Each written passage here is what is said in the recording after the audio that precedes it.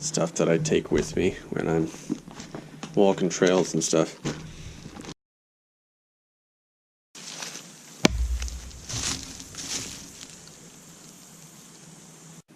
Hey guys, in this video I wanted to show you more of my leather work that I've done.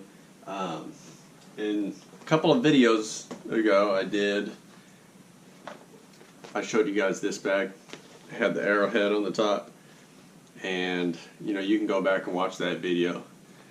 It's a Mountain Man bag or Possibles bag.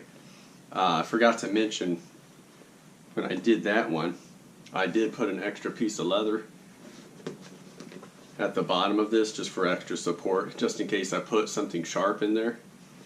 You can see right here, it's an extra thick piece of leather in the bottom of it, and I actually glued that in, but just in case you put something sharp and it doesn't pierce through. But anyway, you've already seen that one, or if you hadn't, you can go back and watch that other video. I was going to show you this one that I made.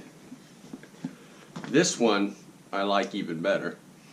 It is made from Kodiak leather, so it's thicker, and also the flap on it, top flap, is all one piece. I didn't have to sew that. So the front, the bottom, the back, and the top, all one piece. The sides, I didn't have the stitching like this other one. This was my first bag, so I was still learning how to make them. But I see how I had the stitching where the shoulder strap comes, it connects to the bag. And on this one, it's all one piece. And then I started making these wreaths out of hemp, these rings. And that's how I secured the shoulder strap to the rest of the bag. It fits. It's just, this is bigger too. It's really heavy duty, real thick, and gosh, I'm going to go through the contents of this here in a little bit. But on the shoulder strap, it's actually three small ropes, and they're braided. And then they're tied here, and there's not much holding this on. I mean, I could double knot this or use a slip knot or something. But I made it that way so I can make it adjustable, so I can take it off.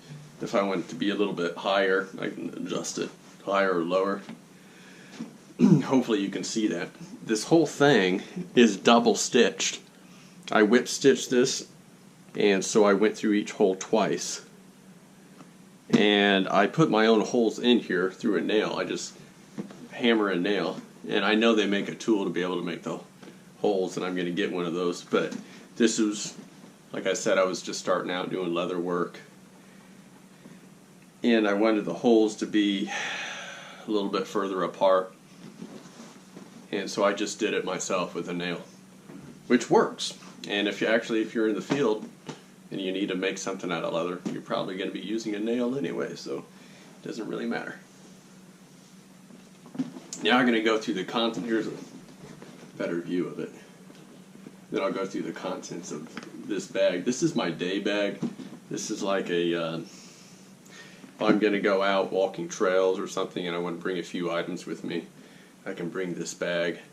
Or if I go out and I want to do any trapping or something like that, you just put a few items in here, and it takes the place of like bringing a really small backpack, so you don't have to bring a larger bag. And it looks rugged too. Alright, I'll show you the contents of this bag. Stuff that I take with me when I'm walking trails and stuff. First thing, water. And sometimes I just bring a plastic water bottle. Sometimes I'll bring a stainless steel one. I have all kinds of water bottles. I prefer stainless steel, but that just happened to be in there at this time. Knife. I actually have a knife modification video that you can watch if you want to see that knife. Bug spray. Remember, this is walking trails. I bring some stuff just in case if I get in a situation where I need to, might end up having to spend the night or something. First aid kit. You never know what's going to happen. It's good to prepare. And this is good stuff to keep in a car too. Toilet paper in a Ziploc bag so that it's airtight and waterproof. You can use toilet paper for so many things. It's like, I'm not saying that, you know, you just got to go take a dump in the woods or something, but, you know, if you ever get in that situation. But you can use it to clean wounds. I'm sure there's a whole list of stuff you could do with toilet paper. Wipe your hands. You could do that with cloth as well, which I actually have cloth in here. Some bandages that I made out of a t-shirt, which, by the way, I have a video that shows how to make a first aid kit out of a t-shirt. You can go back and watch that video. T-shirt first aid kit. Here's some like emergency type stuff. Blanket.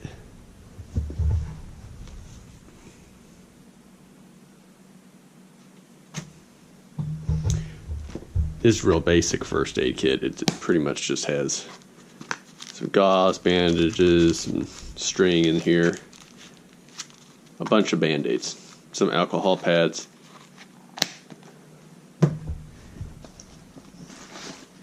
A couple of trash bags. Sometimes I actually use the trash bags for picking up trash that people leave on the trail. Sometimes you can turn that into a poncho or whatever. Alright. Something to read. Gotta have that. This is really cool. I could do a video just on this. It's a really cool little compass. It's got a compass and a whistle. Reflective mirror. I can get into more detail about that later at a different time. Let me see here. I had a water purifier, and this is the bladder that it goes with. For some reason, that must be in one of my other packs, but I have a water purifier and this water bladder. Some fishing line. And I have some hooks in here. This thing, it says nails and hooks. There's like odds and ends type stuff. Bobby pins and a sewing needle and some nails and a couple of fishing hooks.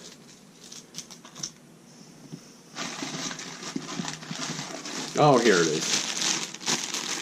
Water purifier with the straw. This is the Sawyer one. These are really good. And then some water purification tablets. So if you ever get lost in the woods or you're just exploring or whatever, you know, it's good to have water purification in case you run out of water and you happen to be by a stream or a lake or anything else. And then, of course, some snacks. Cliff bars, gluten-free bars, beef jerky. That's pretty much it. I'm sure there's some other things I could put in there, but you know what? This covers all the basics. And frankly, I don't want the bag to be too heavy.